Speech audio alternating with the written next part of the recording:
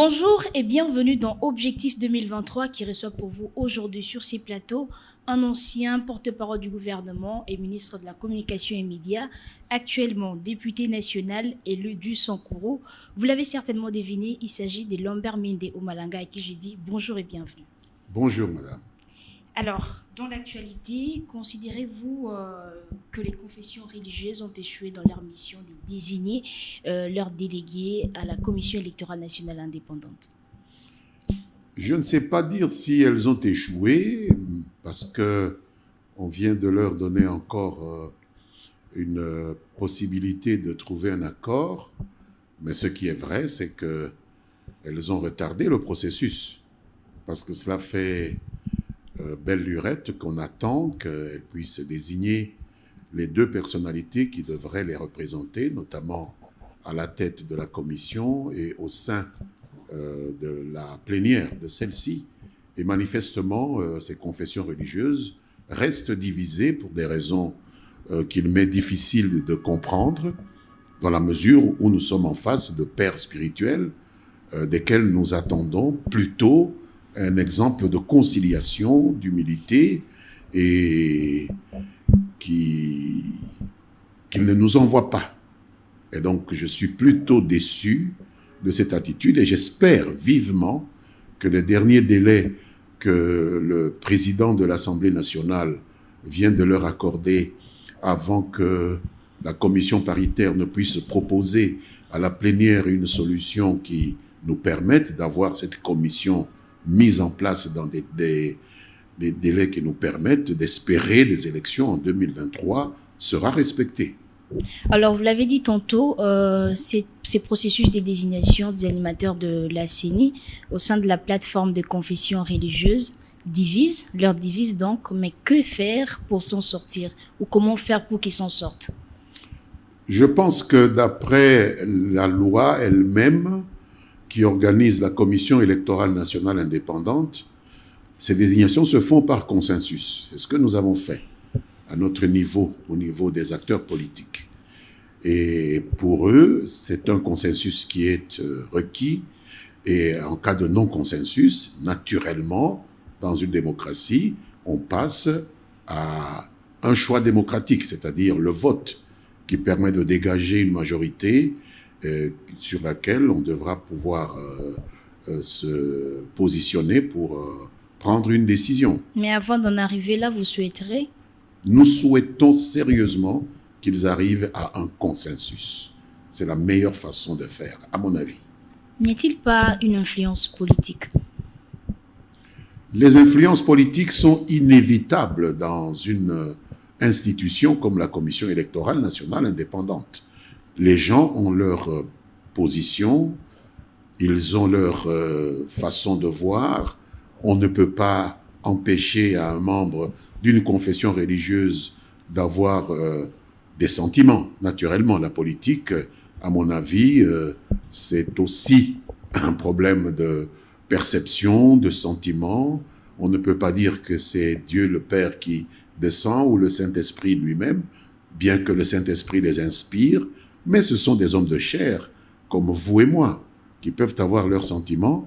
Tout ce que nous pouvons faire, c'est les inviter instamment à pouvoir surpasser ces sentiments qui semblent les animer et qu'ils sont jusqu'à présent incapables de surpasser dans l'intérêt supérieur de la nation.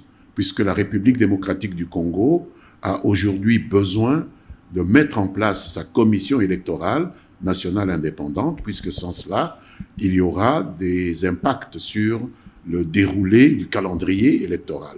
Et par la suite, on va devoir se plaindre des retards que les choses vont prendre. Mais si au départ, on n'a pas pris la bonne décision de faire démarrer le processus à temps, il est évident que l'impact à l'arrivée sera constaté en termes de retard que nous ne souhaitons pas. D'une part, la dissension observée à la plateforme de confession religieuse, de l'autre côté, des appels à la dépolitisation de la Commission électorale nationale indépendante. Quelle option lever afin de mettre tout le monde d'accord? La dépolitisation de la Commission électorale nationale indépendante peut être envisagée de plusieurs manières. Nous l'envisageons du point de vue de la neutralisation mutuelle, c'est-à-dire que la présence de toutes les forces dans la commission permet de dépolitiser ou de neutraliser politiquement celle-ci, dans la mesure où il y a une sorte de surveillance mutuelle entre les uns et les autres. Mais dire que l'on peut arriver à trouver dans ce pays qu'est la République démocratique du Congo des personnalités totalement dépouillées de tout sentiment politique, de toute préférence politique, je pense que ce n'est pas demain la veille. Non, non, je ne pense pas que c'est impossible, mais je pense que c'est difficile. Je ne pense pas que l'Assemblée nationale, comme pouvoir législatif, a pu penser que cela était possible en l'état actuel du corps social congolais. C'est pourquoi il a été décidé de mettre en place une commission dans laquelle se retrouvent aussi bien des personnalités désignées par la majorité que d'autres désignées par l'opposition, ainsi que celles désignées par la société civile. C'est la meilleure façon de neutraliser politiquement une instance comme celle-là. Alors, avant d'évoquer cette question autour de la commission paritaire mise à l'Assemblée nationale, certains observateurs pensent que finalement, il faudrait laisser au ministère de l'Intérieur l'organisation des élections. Êtes-vous d'avis? Je ne suis pas très éloigné de cette solution lorsque je vois les retards auxquels nous sommes obligés de nous astreindre du fait du comportement des confessions religieuses. Parce que nous avions cru que les confessions religieuses étaient parmi les instances les moins politisées de ce pays. Or, nous constatons que c'est elles qui nous obligent aujourd'hui à devoir attendre, et de manière totalement inattendue, une solution de leur part, alors que les acteurs politiques semblent pouvoir se mettre d'accord assez rapidement. C'est des confessions religieuses que nous arrivent justement ces querelles où l'on semble de plus en plus confondre ce qu'on peut considérer comme une altérité idéale au niveau des idées avec une hostilité individuelle où les gens confondent les idées avec les personnes et donc sont politisés ou plus que politisés.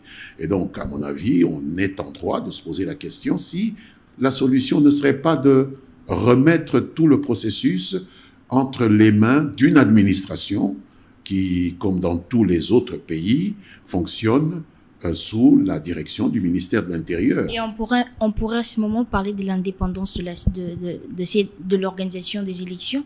Mais l'administration est indépendante par définition. Vous savez, les fonctionnaires ne sont pas des personnalités qui sont élues, ce sont des gens qui font carrière, qui sont souvent recrutés sur concours et qui n'appartiennent pas à des partis politiques comme tels. Il suffit de faire en sorte que notre administration puisse répondre à ces critères-là et nous y serons. Nous ne serons pas le premier pays à organiser les choses de cette manière-là. Au contraire, nous sommes un des rares pays à être sortis de ce système, de confier l'organisation des élections à des fonctionnaires assermentés et qui doivent absolument faire preuve de neutralité. Mais est-ce que vous regrettez aujourd'hui que l'organisation des élections soit faite par la Commission électorale nationale indépendante? Je ne regrette pas, mais je constate que peut-être nous avons peut-être voulu mettre la charrue avant les bœufs, dans la mesure où ceux de qui nous attendions une dépolitisation effective, une neutralisation politique effective de la Commission électorale nationale indépendante, nous déçoivent par leur attitude extrêmement politisée, extrêmement passionnée, plus passionnée même que nous, les politiques, qui, par définition, pouvons jouer avec ces critères-là. Et nous constatons aujourd'hui que nous avons certainement nous sommes allés trop vite en besogne. Et que par conséquent, devant cette difficulté, il va falloir que le législateur raisonne autrement. Alors, vous avez dit tantôt que la commission mixte paritaire chargée de validation des candidatures des délégués à la Commission électorale nationale indépendante a été mise en place.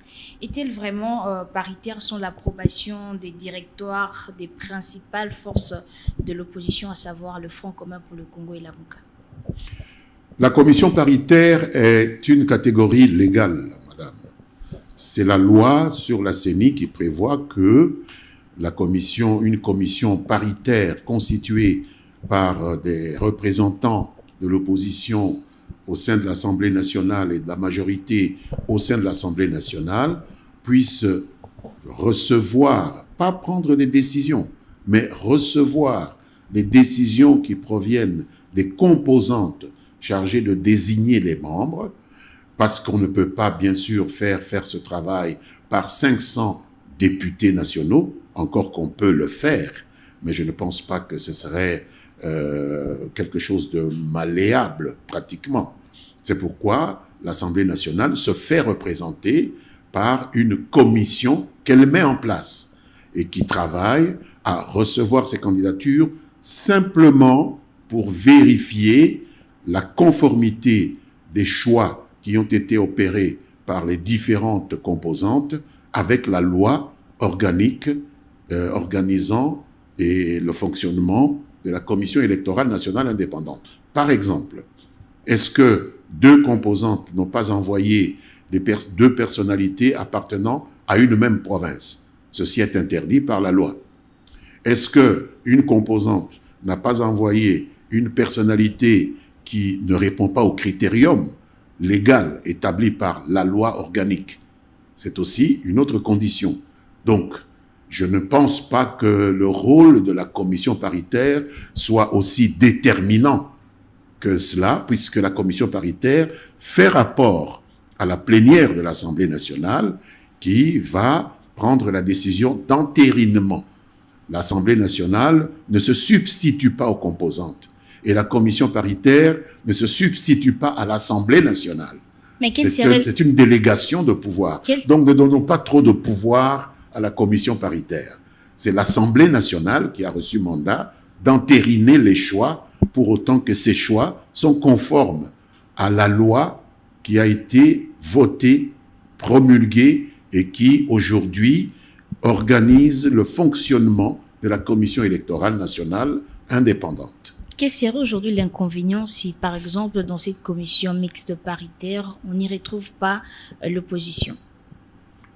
C'est la volonté de l'opposition de participer ou de ne pas participer à une telle commission paritaire, encore que je ne pense pas que l'opposition ou la majorité ou n'importe quel député ait le pouvoir d'imposer au pays son tempo. Ce n'est pas parce que je ne suis pas content de la façon dont une commission travaille que je dois l'empêcher de travailler. Je pense que l'Assemblée nationale est une institution qui est le produit de la volonté du peuple congolais tout entier et qui n'est pas à la disposition des coteries politiques ou des coteries provinciales ou particulières, de sorte que des gens puissent se mettre d'accord par la politique de la chaise vide, de l'empêcher de réaliser son travail. Parce que si demain, le moment arrive où des élections doivent avoir lieu et qu'elles n'ont pas lieu, je pense que le reproche sera fait à l'Assemblée nationale de ne pas avoir assumé sa mission d'entériner les choix qui viennent des composantes politiques.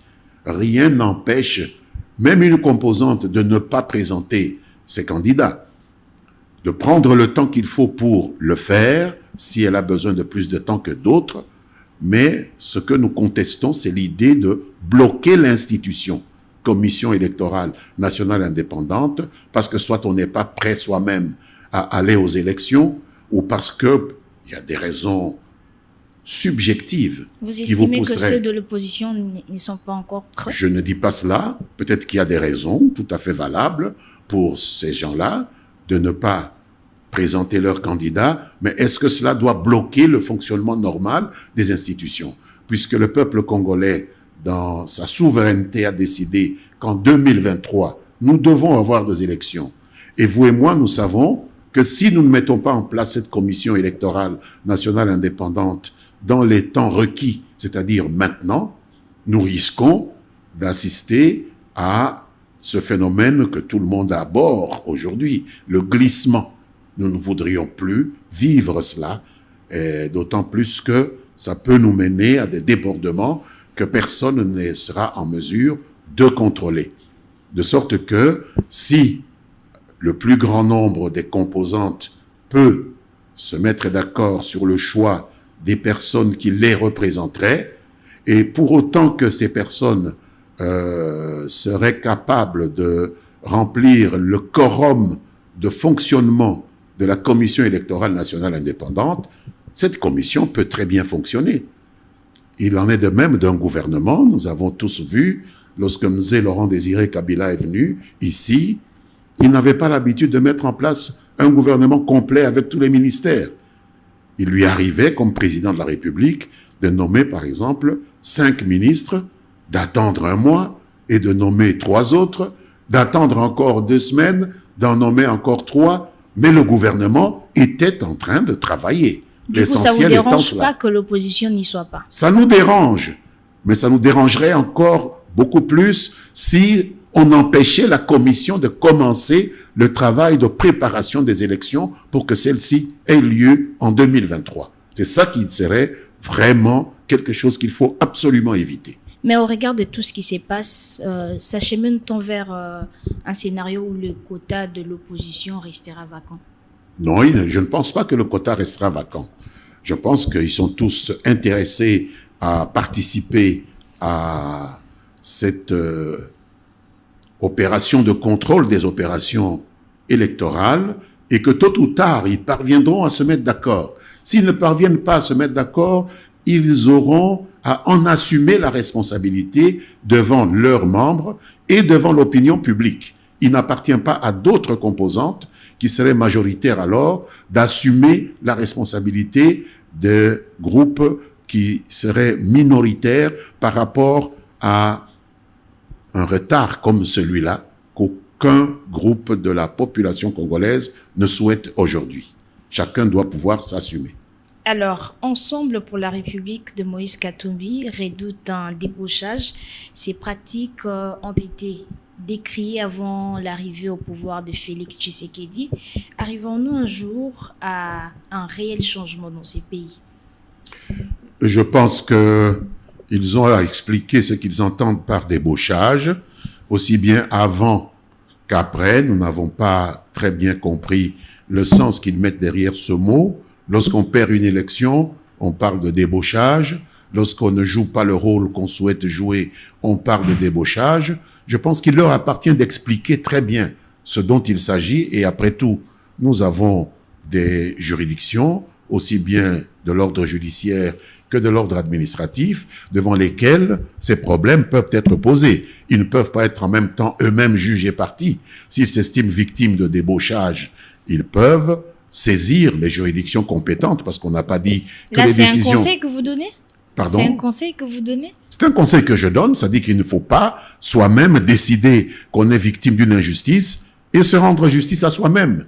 Il faut recourir à des instances qui sont appelées à rendre justice, puisque là, nous serions dans la jungle.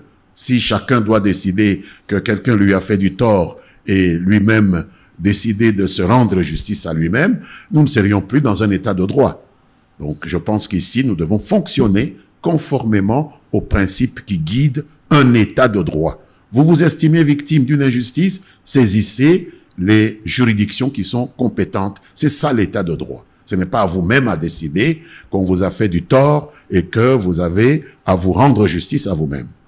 Alors, deux voix ne cessent de s'élever pour exiger une CENI totalement dépolitisée, bien que promulguée par le chef de l'État.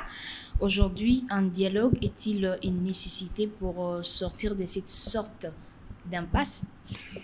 Le débat me paraît déplacé au niveau temporel.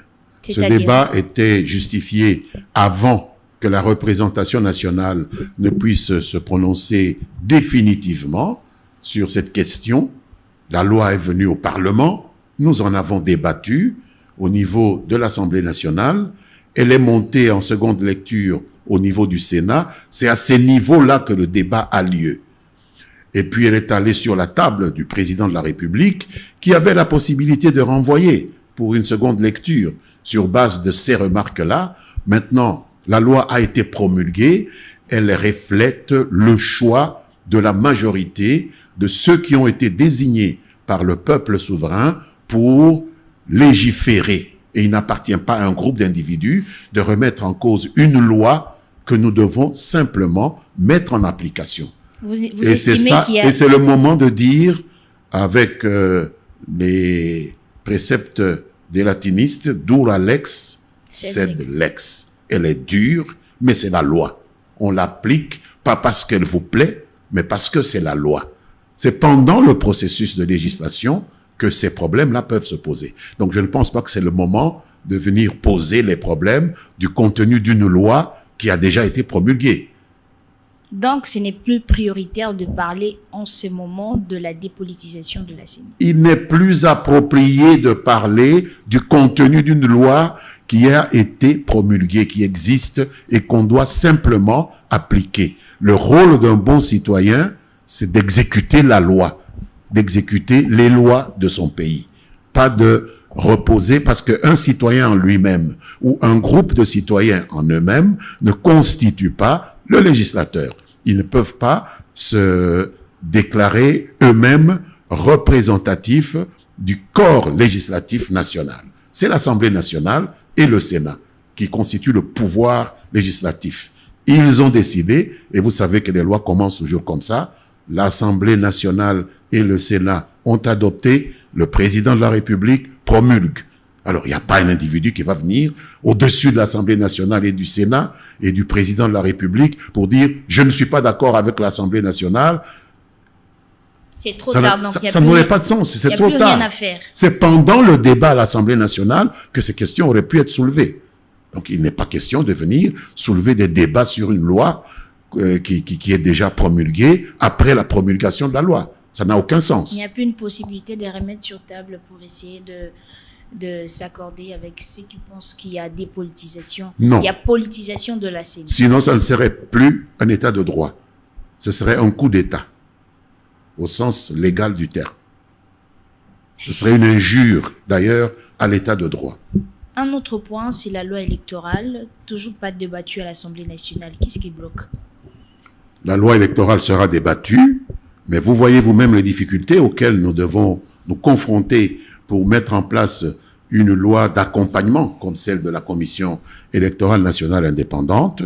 Je ne doute pas que la loi électorale soit déjà dans le livre bleu de l'Assemblée nationale. Pourtant, l'Union sacrée pour la nation est majoritaire à l'Assemblée nationale. Mais bien sûr, mais même dans l'Union sacrée pour la nation, vous venez d'invoquer vous-même des partis membres de l'Union sacrée qui remettent en cause une disposition légale que l'Union sacrée a massivement votée au niveau de l'Assemblée nationale, mais où certains membres, peut-être de l'Union sacrée, ne retrouvent pas leurs intérêts. Nous sommes dans le monde des hommes.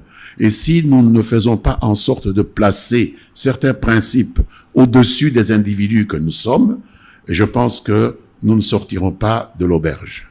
Mais sur cette loi électorale, qu'aimeriez-vous voir comme changement? Certaines choses doivent être revues, à mon avis, notamment dans les élections au niveau provincial.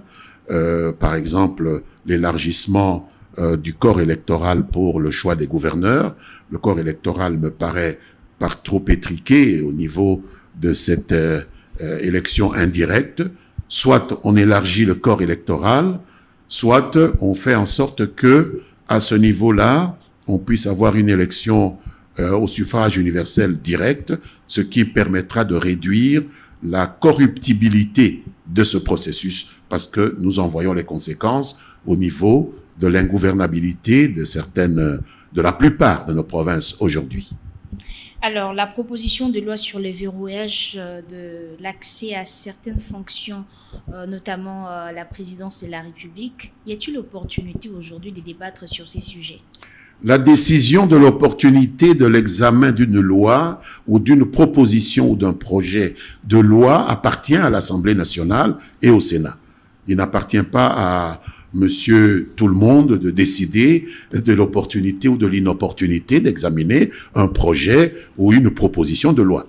D'abord, la Constitution prévoit que chaque député, chaque sénateur a la possibilité de proposer une proposition de loi, et l'Assemblée nationale a un règlement intérieur dans lequel il est prévu les mécanismes d'examen de l'opportunité de l'examen d'une proposition de loi. Maintenant, il y a des secteurs qui n'appartiennent même pas à l'Assemblée nationale et qui prétendent que ce projet ou cette proposition dont vous parlez ne devrait même pas faire l'objet d'un examen. C'est une injure à l'Assemblée nationale. C'est une injure au Sénat. C'est une injure au peuple congolais que de lui dire, moi, monsieur X, moi, monsieur Y, ou bien nous, groupe d'individus X ou Y, nous vous interdisons de réfléchir à l'avenir de vos institutions. Cela ne peut être accepté dans un état de droit. Je ne parle pas du contenu de la loi, oui, mais l'opportunité d'examiner un projet appartient à l'Assemblée nationale ou au Sénat. Vous estimez que c'est opportun d'en parler? C'est opportun, n'importe quelle loi. Moi, je suis un libre exaministe. Je suis un produit de l'Université libre de Bruxelles.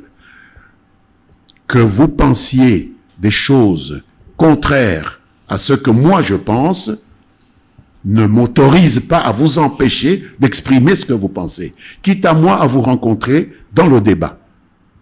Mais je ne peux pas empêcher quelqu'un d'exposer une idée parce que je suis contre cette idée. Ça n'a aucun sens, à mon avis. Question de curiosité, quelles sont vos relations aujourd'hui avec Joseph Kabila? Mais je n'ai pas de relations d'inimitié avec le président Joseph Kabila, sénateur à vie aujourd'hui, ancien président de la République, qui est un homme d'une intelligence remarquable, un homme avec qui j'ai travaillé et que j'ai appris à beaucoup respecter, même si j'ai été victime d'un certain entourage autour de lui qui m'a amené à prendre les décisions avec le groupe auquel j'appartiens, que nous avons prise d'adhérer à l'Union sacrée pour la nation. Mais le président Joseph Kabila, comme individu, a tout mon respect. Vous êtes toujours en contact?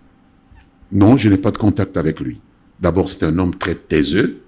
Ce n'est pas facile, surtout depuis qu'il n'est plus aux affaires. Je pense qu'il s'occupe de ses fermes et de ses affaires. Ça vous inquiète?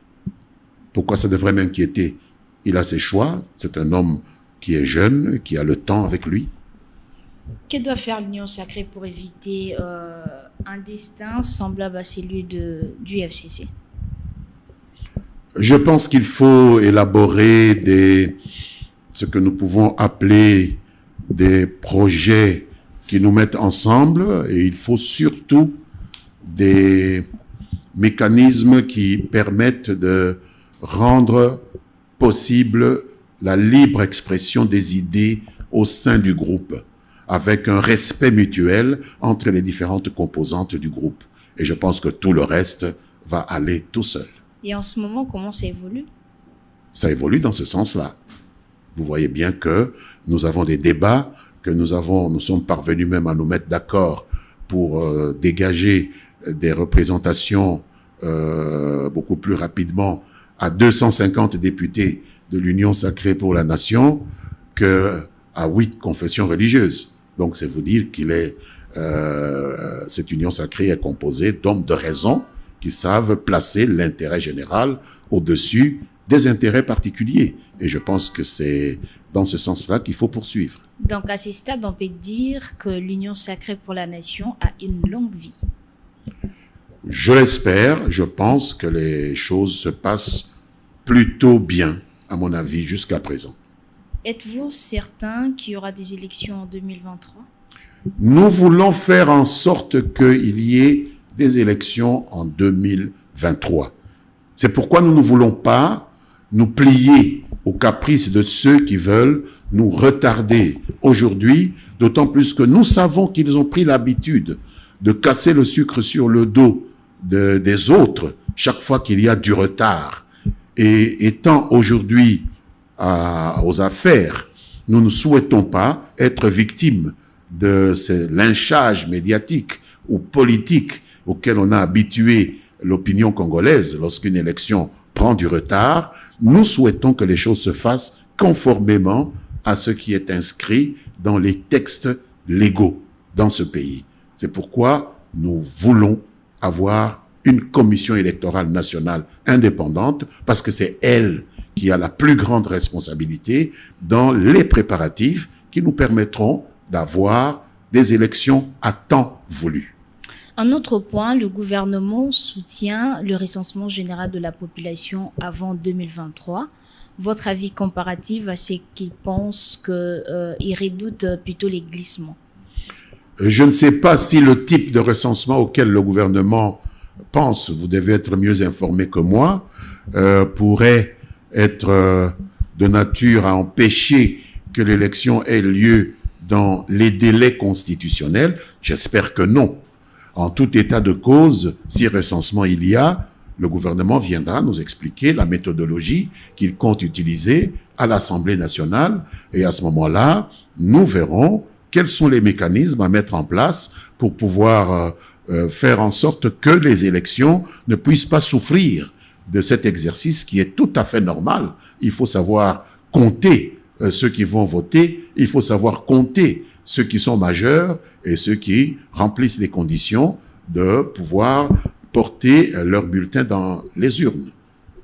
Voilà, soutiendrez-vous la candidature de Félix Tshisekedi en 2023? Si mon regroupement politique est aujourd'hui dans l'Union sacrée pour la nation, ce n'est pas pour ne pas soutenir la candidature de celui qui a fondé l'Union sacrée pour la nation. Je pense que nous, lorsque notre congrès se tiendra, nous donnerons une réponse officielle à cela, mais je pense que vous devinez déjà le sens de notre réponse. Nous sommes membres de l'Union sacrée pour la nation. Si le président Tshisekedi sera le candidat de l'Union sacrée pour la nation, il aura naturellement le soutien de notre regroupement politique qui fait partie intégrante de l'Union sacrée pour la nation. Voilà, nous sommes pratiquement arrivés à la fin d'Objectif 2023. Un mot pour clôturer? Le mot pour clôturer, je l'adresserai à ceux de nos compatriotes qui tirent un peu dans tous les sens pour retarder la mise en place de la Commission électorale nationale indépendante. Je voudrais leur demander d'avoir une pensée plus respectueuse pour le peuple congolais, de pouvoir comprendre qu'ils ne sont pas seuls dans ce pays et que ce pays voudrait pour une fois respecter les rendez-vous qu'il prend avec lui-même. Il faut éviter de se dissimuler derrière des instances de la société civile pour empêcher un calendrier politique qui est déjà accepté par la grande majorité des Congolais de se dérouler conformément à la volonté de cette majorité. Et donc, il faut rapidement que ceux qui traînent les pieds à désigner leurs délégués au sein de la Commission électorale nationale indépendante puissent le faire. Je voudrais encourager l'Assemblée nationale, mes collègues députés nationaux, à ne pas céder aux caprices de ceux qui veulent retarder la mise en place de la Commission électorale nationale indépendante pour quelque raison que ce soit. Parce que nous serons comptables de ce retard, étant entendu que c'est l'Assemblée nationale qui va devoir entériner cette commission, si tant est que des gens ne sont pas capables de se mettre rapidement d'accord pour désigner leurs délégués. Faisons en sorte que ceux qui peuvent se mettre d'accord pour désigner leurs délégués, s'ils ont le quorum, qu'ils soient mis en fonction pour que la commission commence à fonctionner en attendant les retardataires. Merci d'avoir répondu à notre invitation. C'est moi qui vous remercie. Objectif 2023 des séjours est terminé. Merci à vous de l'avoir suivi. On se retrouve prochainement avec un nouvel invité. Au revoir.